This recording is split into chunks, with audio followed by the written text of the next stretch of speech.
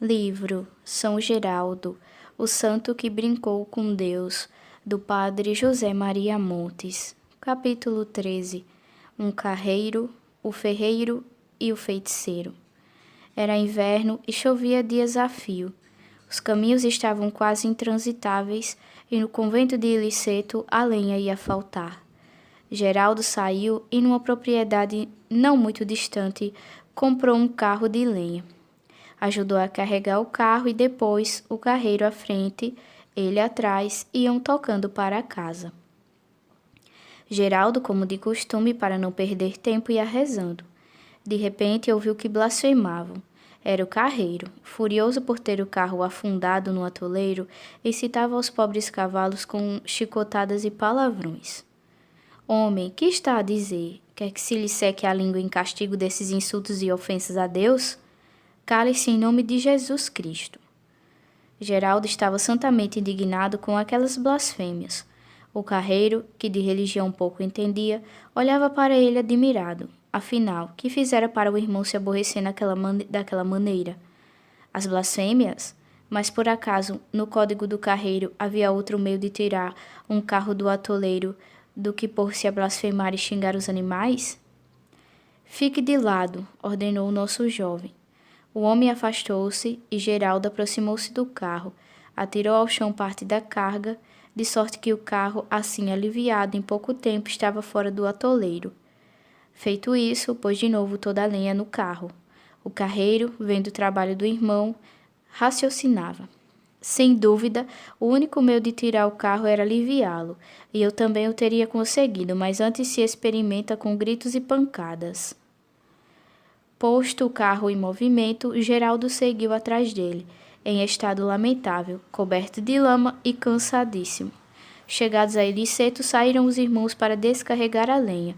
Nosso blasfemador valeu-se da oportunidade para fazer-se admirar, contando como se afundara o carro até o eixo, como os cavalos estavam esgotados, mas empregando grande esforço conseguira chegar ao convento. Os irmãos, compadecidos do homem, deixaram-lhe um bom prato de sopa quente, que soube admiravelmente ao velhaco blasfemador. Ia tudo muito bem, quando de repente grita um dos irmãos: Nossa Senhora, olha o irmão Geraldo! Até então ninguém prestara atenção ao nosso jovem. Ao chegar após o carro, sentiu-se desfalecer. Quis ir à cela, mas as forças o abandonaram no caminho. E aí o religioso o encontrou estendido no chão, sem sentidos. Acorreram os irmãos e, com todo o cuidado, o transportaram à cela. Despiram-no da batina e das roupas cobertas de lama e deixaram-no nas mãos do enfermeiro. Voltaram a trabalhar no carro quando o carreiro sorvia a última colherada de sopa. Contaram-lhe o que se passava com o irmão Geraldo. Bastante preocupado, o carreiro não pôde deixar de contar que só o irmão trabalhara a tarde toda, ao passo que ele não fizera nada. Estive sentado enquanto o pobrezinho se matava. Geraldo, tendo melhorado um pouco, levantou-se e foi despedir o carreiro. Amigo, confessai-vos bem e quanto antes. Tomai este lenço, cada vez que o carro atolar, em vez de blasfemar, ponde-o sobre o mesmo e vereis como sai facilmente.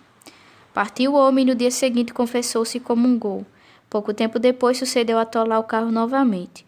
O primeiro ímpeto do carreiro foi de atirar ao ar as suas costumadas blasfêmias e surrar desumana e cruelmente os animais. Lembrou-se, porém, das palavras de Geraldo e do lenço.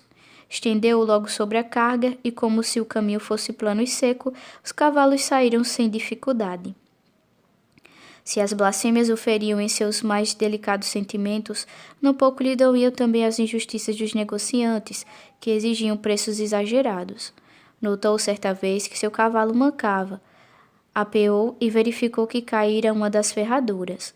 Puxando o animal pela rédea, conduziu-o à casa de um ferrador, o qual, tendo examinado as patas da cavalgadura, fez ver a Geraldo que era preciso trocar todas as ferraduras. Está bem, trocai-as todas, disse-lhe o irmão. Terminado o trabalho e chegado no momento de partir, perguntou Geraldo: Amigo, quanto vos devo pelo trabalho? Tanto, irmão, tanto. Mas, amigo, pedis demais, em toda parte paga-se a metade. Não quero saber de nada, respondeu o astuto ferrador. Eu cobro tanto e tanto, e é o que me tendes de pagar. Mas isso é injusto, e não lhe posso pagar tanto. Repito-vos que me deveis tanto. Se não me pagais, vereis o escândalo que armo. Pagai-me e ide-vos embora. Pois bem, irei sem pagar. E dirigindo-se à cavalgadura, acrescentou: Em nome de Deus, atira fora as ferraduras. O animal, como se fora inteligente, levanta uma das mãos e depois a outra, e depois as duas patas, sacode-as uma a uma, as 4 ferraduras se desprendem dos cascos e são atiradas ao longe. O ferrador estava estupefato, e Geraldo montou e pôs-se a caminho. Caindo em si, o homem saiu atrás dele gritando: Irmão, volte, volte! Irmão, que lhe faço o trabalho de graça. Mas o santo não parou e afastou-se rapidamente. A lição produziu frutos. Dali em diante, lembrando-se daquele episódio, o ferrador não mais usou de injustiça com os fregueses. Um dos casos mais curiosos sucedidos em suas numerosas viagens foi o seguinte.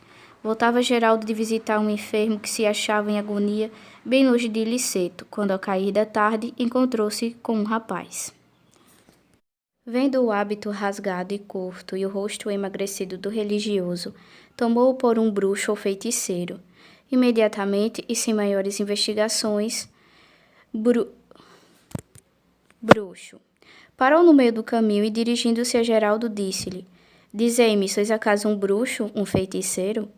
O santo fixou o olhar no seu interlocutor, tomando-o talvez por um louco, mas iluminado pelo céu, disfarçou sua surpresa e perguntou-lhe apenas: Que desejais? Desejo servir-vos como o mais fiel dos escravos sob a condição de me fazeres adquirir grandes riquezas. Seria possível? Sim, prometo-vos um tesouro maior que o do rei, contando que façais pontualmente tudo o que vos mandar e me sirvais fielmente. Geraldo falava de Deus, é claro, mas o jovem interpretou suas palavras em sentido puramente material e, assim, vendo-se já num régio palácio, com magníficas carruagens à disposição e servido por um dilúvio de criados, elegantemente uniformizados, ajoelhou-se aos pés do suposto bruxo e jurou servi-lo até a morte. Mas, advertiu Geraldo, para fazer o que ordenar é preciso ser inteligente e muito corajoso. O rapaz julgou que aquela recomendação significava que teria de entender-se com Satanás em pessoa. E, embora não lhe agradasse tal cavalheiro, fazendo de tripas coração, respondeu narrando com todas as minúcias a sua vida assaz aventureira de espadachim e suas bem pouco edificantes proezas. Terminou assegurando que já fazia 6 anos que não recebia nenhum sacramento. Que melhor carta de recomendação para uma entrevista com o senhor Satanás? Está bem, replicou Geraldo. Se é como dizeis, comprometo-me a descobrir-vos um tesouro tão imenso que jamais podeis compreender. E asseguro-vos que desde já o tereis, se cumprirdes minhas instruções ao pé da letra. Todos os juramentos pareceram poucos ao futuro milionário para garantir-se tão grandes riquezas e a proteção do extraordinário bruxo. Geraldo conduziu então ao ponto mais cerrado e escuro do bosque e disse: Já estamos no lugar, a propósito. Em seguida, tirou o manto, estendeu-o no chão e ordenou ao rapaz com gesto imperioso que se ajoelhasse sobre o mesmo. O jovem obedeceu, mas estava pálido e tremiam-lhe as pernas.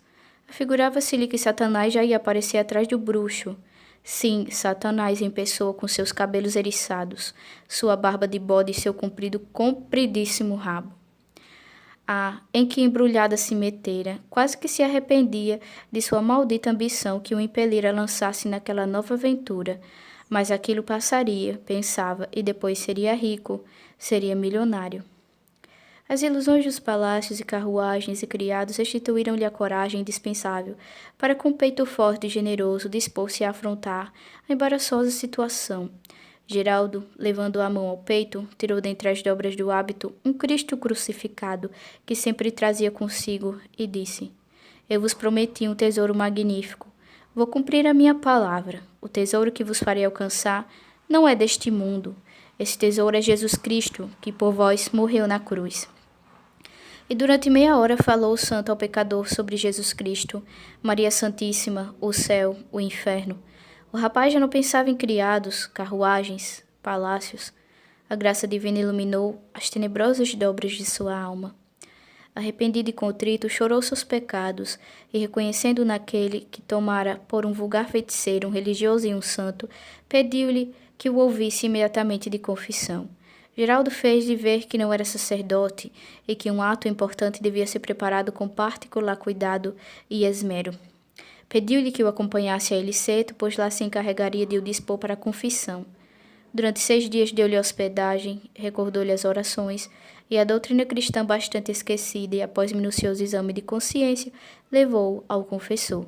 O moço não saiu dali rico, nem numa bela carruagem, nem rodeado de serviçais. Em troca, porém, levava a paz e a felicidade no coração, e a todos ia contando o que lhe sucedera e como agora encontrar o verdadeiro tesouro. Estando Geraldo em Nápoles com o padre Magota, habitou-se um mendigo a postar-se à porta da casa onde viviam os 2 religiosos. O homem era coxo e tinha a perna envolta em trapos e faixas. Fingia tão bem que todos caíam no logro porque era simplesmente logro e embuste. Repetidas vezes aproximou-se Geraldo do suposto coxo e com palavras sérias admoestou a deixar de enganar a gente. O velhaco sorria, dava alguma desculpa e, sabendo que era mais cômodo esmolar do que trabalhar, deixava passar a borrasca e ficava ali mesmo. Admoestou de novo o santo, fazendo-lhe ver que aquilo era um verdadeiro roubo, e além disso uma vergonha, um homem são e robusto como ele, viver daquela maneira, explorando o público. Foi indo assim, até que um dia perdeu o santo a paciência e, acercando-se do hipócrita e fingido aleijado, no momento de mais concorrência, inclinou-se para ele e, com um movimento impetuoso, arrancou-lhe as faixas e trapos, deixando à vista de todos a perna completamente boa. Indignaram-se as pessoas presentes, pois o tal coxo há muito vinha explorando a população de Nápoles, com tais manhas que todos, compadecidos de sua desgraça, lhe abriam suas bolsas. E agora viam que o sujeito não passava de embusteiro. Quiseram lançar-se sobre ele e dar-lhe uma surra, mas o velhaco, prevendo a tempestade, deu-as de Vila Diogo, deixando ali os trapos e faixas e até as muletas que serviram aos garotos de cavalos de paus para suas corridas. No meio dessas revelações e conversões, Geraldo mantinha-se simples e humilde, como se fora o último dos homens. Narra o cônego Bósio que, estando certo dia de passagem em Capocele, saiu do convento e dirigiu-se à igreja. O povo que assistira à missa estavam saindo naquele momento. A praça fervilhava de gente. Ouviu de repente que alguém o chamava. Voltou-se e viu que Geraldo vinha apressado. Senhor cônego, espera-me, por favor. Esperei, conta ao sacerdote, e qual não foi a minha surpresa ao ver que Geraldo chega, ajoelha-se diante de mim e beija meus pés demoradamente. A multidão presenciava aquele espetáculo. O irmão parecia feliz de praticar aquele ato de humildade diante de tanta gente. Eu, muito humilde, não aguentava o calor que me subia às faces de tanta vergonha. Creio que nunca um cônego se sentiu mais embaraçado do que eu naquele momento. Voltei ao convento e contei ao reitor o que me acontecera. Sim, senhor, respondeu-me, como o senhor o louvou muito e lhe deu provas de particular veneração, eu, para mantê-lo na humildade, ordenei-lhe que fosse beijar-lhe os pés. Perdoa-me se isso o molestou, pois não foi essa a minha intenção. Algum leitor poderá pensar, e que merecimento havia naquele ato quando toda a gente admiraria? Sem dúvida, os presentes admiraram o gesto do santo. Entretanto, essa admiração não tira nada do mérito da humilhação. Ponhamo-nos no lugar de Geraldo, e por mais que contemos com a admiração dos circunstantes, seríamos capazes de ajoelhar-nos em praça pública, no meio da multidão, e beijar os pés de uma pessoa, fosse ele embora mais distinta que um cônego ou monsenhor?